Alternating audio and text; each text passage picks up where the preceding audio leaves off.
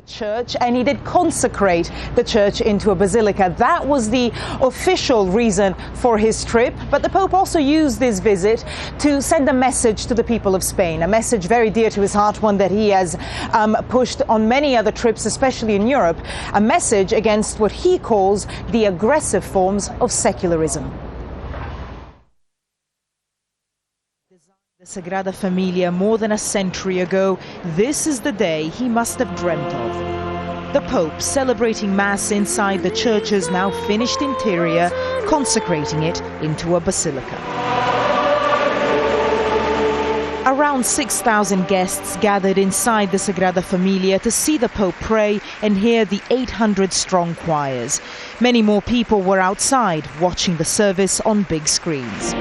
Although 10 of the 18 towers still need to be completed, the Sagrada Familia is now officially open for daily Mass. The consecration of the Sagrada Familia is the official reason for the Pope's visit.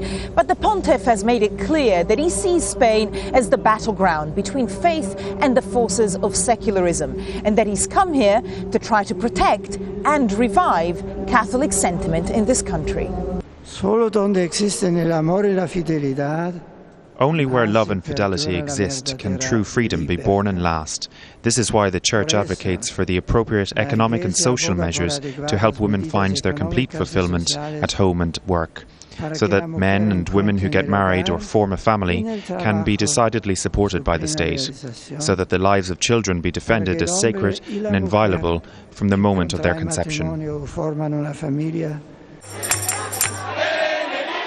Although 3/4 of Spaniards describe themselves as Catholics, the country has a secular government, which has recently passed laws on issues like abortion, divorce and gay marriage, which go against Catholic teachings.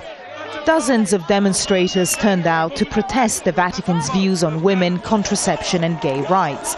But thousands of followers lined the streets, waving the white and yellow flags of the papacy, showing Catholic sentiment is still strong in Spain.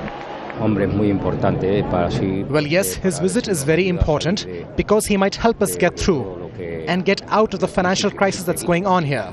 Spiritual help is useful for something.